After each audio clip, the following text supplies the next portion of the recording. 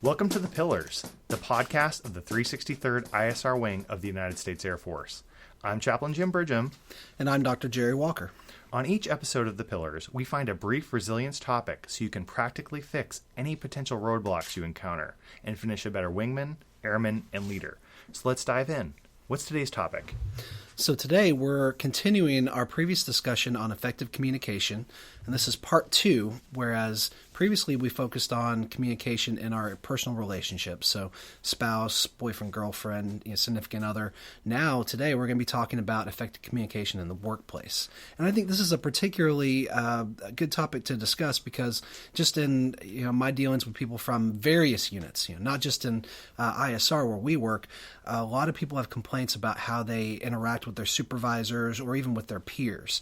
And so I think today we can talk about how to manage some of those difficult conversations that may come up or even conflict that happens in the workplace. Well, I think it's important to recognize when that conflict happens, it's not just the excuse of, well, I have a poor supervisor or I have a bad airman working for me. Both people have a role to play in that conflict. And both people have responsibility. Correct. So it's easy to externalize the blame and say, oh, well, it's because of the other person. I have no role in this. And even if you feel like you're in the right, there is a part of that communication that's breaking down because of what you're doing or not doing. So even if there is some significant issue between the two people, it takes both of them to actually resolve it. I totally agree. And what's funny are the principles that we talked about in relationships really do work in the workplace as well. Absolutely. So why don't we start looking at it from maybe the supervisor perspective, and then we'll move to the airman perspective. Sounds good. So as a supervisor, they come in, they have conflict.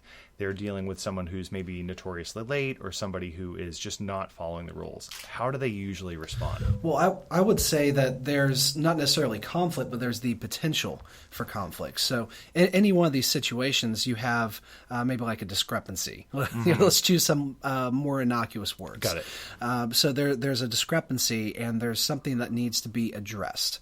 Now, whether it devolves into conflict, that depends on how the supervisor and the supervisee choose to address that issue. So like in that situation, let's say you've got somebody who came in late and you as a supervisor now have to address that. What would be an unhelpful way to go about it? Well, I think to go right into accusatory and say, well, you're late, you're wrong, without gathering any additional information. Okay. Because we never know what could have happened. There could have been a rainstorm, could have been an accident, a delay at the CDC, a sick spouse or loved one. There are a number of factors that could come into play, especially if it's a first-time event. Sure. And when we jump to conclusions like that and say, oh, well, it's because this person is lazy, maybe they have a history of being late or difficulty getting going in the morning. It's easy to immediately cast blame based on those assumptions, and then now all of a sudden we have a misunderstanding that can eventually become a significant conflict. So in this case, the first approach would be to clarify what's going on and get some more information before jumping to conclusions, as we Absolutely. So as the supervisor, you could address the supervisee and say, hey, I noticed you showed up 15 minutes late this morning. What's going on today? Or something like that. And you're not accusing, you're not trying to put them on the defensive. You're genuinely asking what's going on. What was the cause for you being late today? And it may be a perfectly good reason.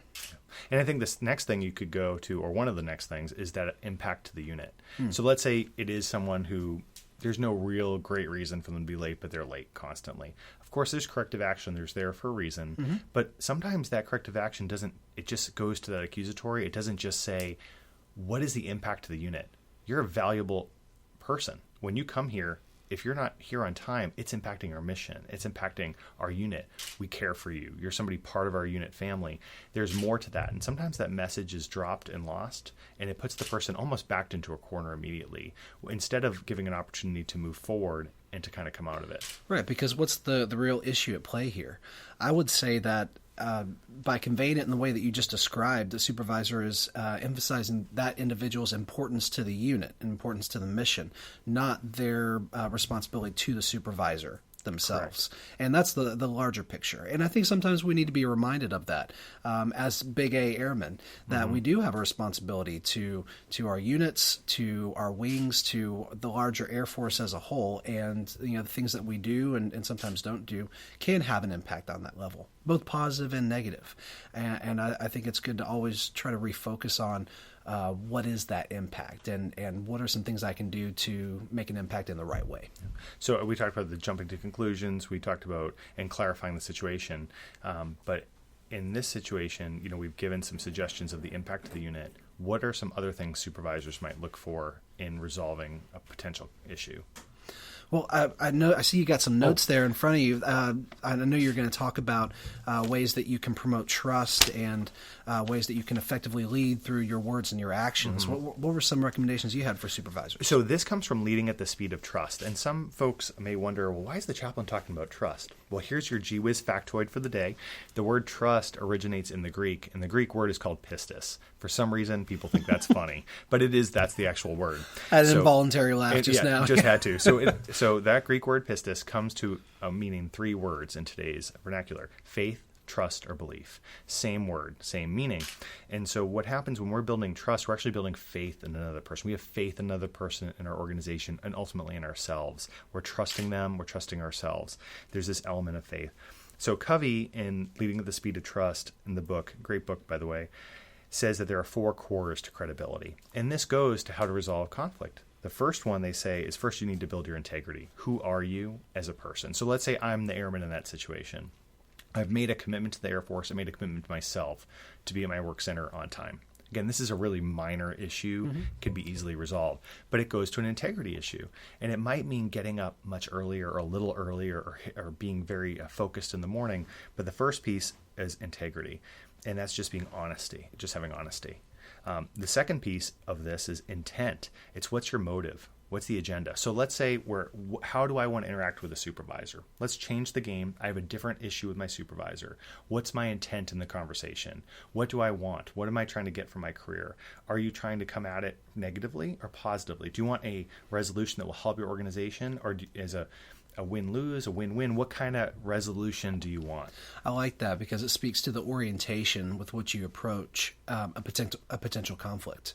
If you're coming at it as, I need to attack this person and set them straight, then you may not get much change out of it. But if you come at it from the perspective or the attitude of, I want to help this person grow, I want to give them ways to correct the error, whatever it is, in a constructive way, then you're going to find a much better response and probably going to evoke the kind of change that you're looking for in the first place. Well, in a few podcasts ago with Master Sergeant Booker, he referenced how when he was an MTI, correcting someone who had trouble with having their clothes cleaned. And after a while, he realized the person, after investigating, just didn't know how to do laundry based on their upbringing. Right, there was a knowledge gap there. Correct, and so working on it. But the issue with how we approach as intent, whether a supervisor or as an airman, is it's really a core character issue. Am I trying to do this from a place of negativity or positivity? Because we can hit the same situation from 2 different lenses, and one will just get you more angry and probably perform an amygdala hijack, get you really upset. Or another way is trying to find some kind of mutual resolution. You might be upset, you might be frustrated, but if you approach it from saying, we want to find a real positive resolution that can help everyone, that's really your core character, and that's a place of integrity, and it's a great intent. I think that's a great summation of what it means to be a supervisor. And honestly, I don't really like the word supervisor, supervision, supervisory, because it denotes that you have like a manager, somebody who's trying to control what you do and how you do it, who's constantly QCing all your work products. But really, it should be a mentor. You are mentoring, you're teaching, you're leading other people. And whether you like it or not, just by virtue of where you are in the organization, your rank, your job title, you may be a supervisor. And it doesn't necessarily mean that you are well prepared for it. But if you find yourself in that role, you have to embrace this new responsibility you have as a mentor. And sometimes that means teaching and facilitating rather than correcting. Yeah, I agree. And is also not just a mentor, but a coach. Sometimes you have to teach somebody, you have to push them along to go, but the mentor is so key because it's a gentle way to help people learn what they need to learn to get to where they need to be. And that's what we all need, because whenever you come into a new organization or you're doing a new job, there's going to be some struggle. And you think about people's range of competency, right? We all have the certain cap at where the task or the demands in front of us exceed our capabilities. And it's up to the people who are supposed to be mentoring us to help push that to the right as far as possible. And that's going to involve varying levels of supervision, of correction, of teaching to help people find that competency in whatever it is that they're doing, and then eventually move it to where they're self-capable. Well, and one of the things that Covey goes on to say in this book is the next phase, which is this idea of competence. The first piece is capabilities. Sometimes if you're a first-time leader, first-time supervisor, manager, you might expect that this young individual in your office has all that same knowledge, training, skills, and abilities you have. We come into assumptions like this in relationships too. We think, well, of course, my spouse, my significant other, they have the same background I do. They are just at the same point of growth and knowledge. And generally, it's not true. We're different. We're all different people. We have great diversity. But we have to recognize when that person comes in the office, that airman, and they might need some mentoring in areas that you think are just obvious. Everyone should know. And honestly, sometimes we're embarrassed to ask. Mm-hmm. So we talked about this earlier, that it's important to bring up your lack of competence. So if you don't know something, tell them. I remember one time I was in a staff meeting and I was working at a different job. I was as an analyst, and I'm in this big meeting and I'm in charge of a bunch of things, and they're using an acronym. I had no idea what this acronym meant. I had no clue, but I knew I probably should. So I raised my hand in this room of people who were fairly senior and said, I don't know what the acronym is.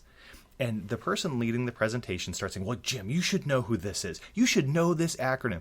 And I just looked at him, smiled, and said, I'm sorry, Chad, I don't know what that acronym is.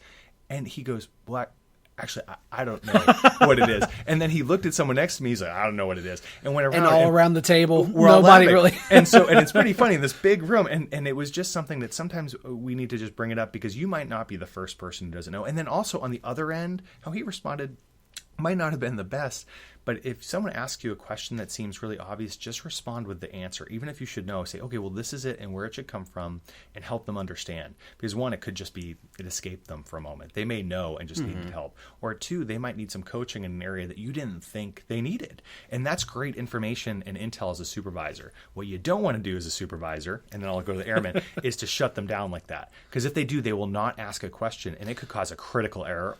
Or as an airman, not ask the question and then cause a critical error. Like, ask the question. Like, we all have been there. Absolutely. And even if you feel like you're 60% sure of what the answer is, it can never hurt to ask that critical question, because you don't want to find yourself in a situation where you made an assumption and that's caused a series of errors down the road.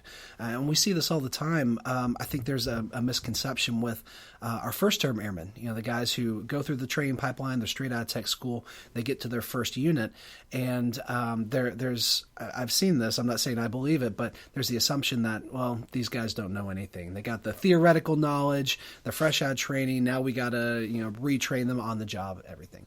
And that may be true for a handful of airmen, but where I also see this, which can be more detrimental, is folks who PCS in from another unit. Maybe they were doing a different job, or maybe they some other skills have gotten rusty in the passing of time.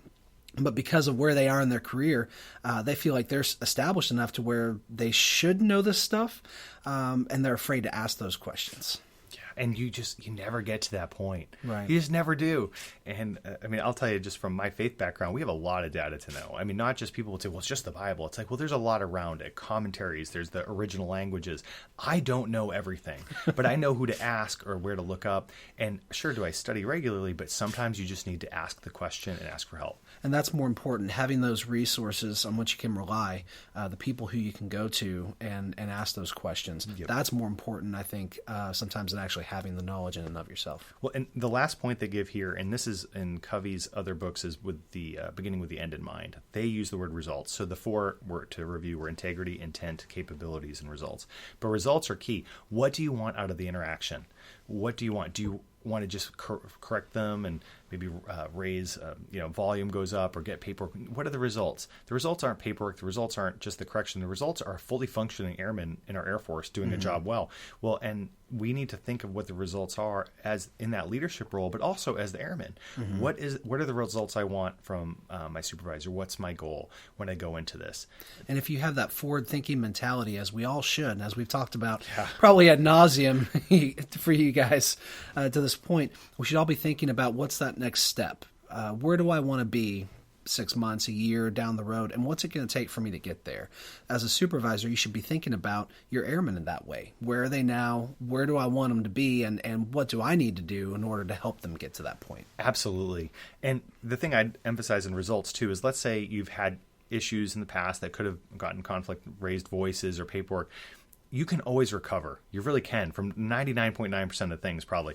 And if you go back in and let's say you're that airman that has issues and has had some challenges, go to your supervisor and say, look, this is what I want. I want to do well. I want to recover from this. I can give laundry lists of examples of airmen who've done that and have been extremely successful in their careers.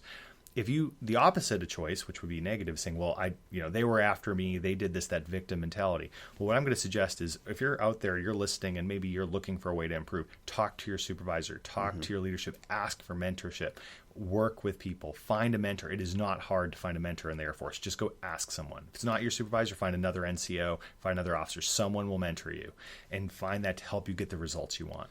And those candid conversations are critical. Recently I had a supervisor who asked me, what are your goals? What do you want to do? And then what can I do to help you pursue those goals and achieve those goals? And that to me spoke to this individual was a commander who genuinely cared about me, about what I wanted to achieve, and was willing to invest in me to help me get there. And if we can approach that in a supervisee relationship, then I think that's going to help parlay a lot of these potential conflicts down the road.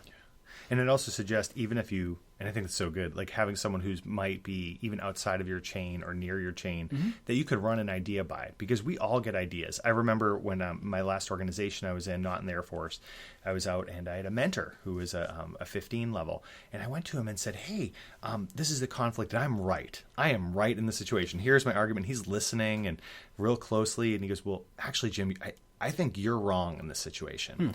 And he could see from that perspective of the other individual very clearly a few years ago. And it was a hard pill to swallow, because I thought I was right in that situation. And what I realized is, like, I am wrong. And sometimes if we just go with peers, they will just support you and say, sure, yeah, you're right, you're wrong, or whatever. They will just kind of emphasize what you have. You need someone that's a truth teller, either a peer or someone above you that can mentor you to get through some of the issues. Because we will all have challenges in our workplace. We will always have, at some point in your career, you'll have a supervisor you'll have a challenge with. As a supervisor, at some point in your career, you'll have an airman you have a challenge with.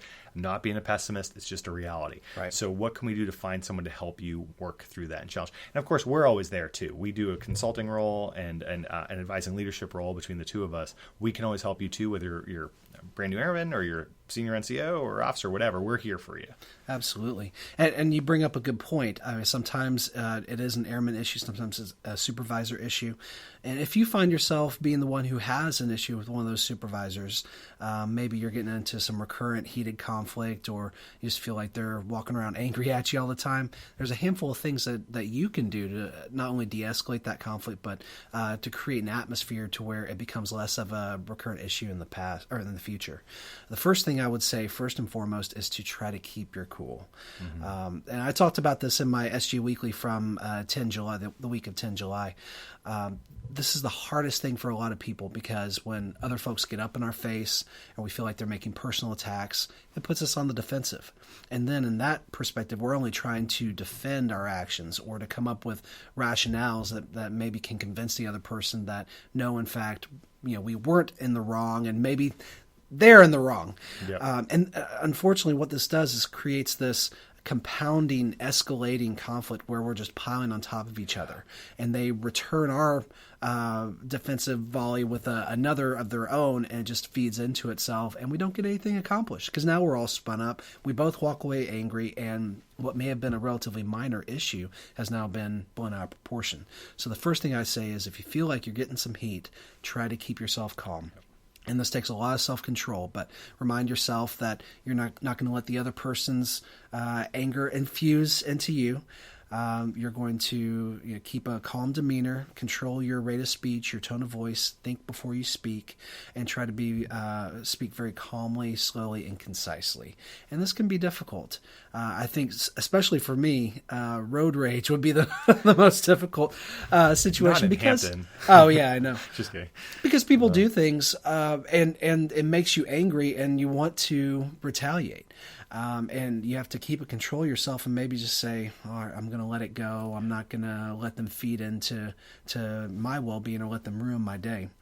The next step, I would say, is to listen to what the other person's saying.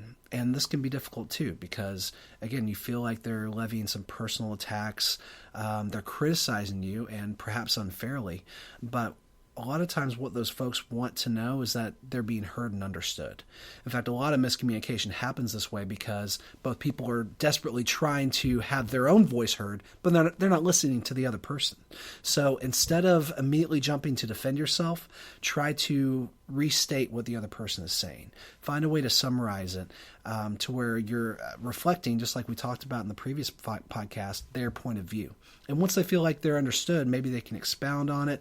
And then ultimately you want to focus into the concrete feedback. What is it that you want me to do differently? Rather than focus on, something that happened that you're unhappy about, what do you want me to change and how do you want me to manage this going forward? Because that's ultimately what resolves the conflict. And if you can refocus the conversation into that problem-solving orientation, you're going to get a much better, more effective outcome.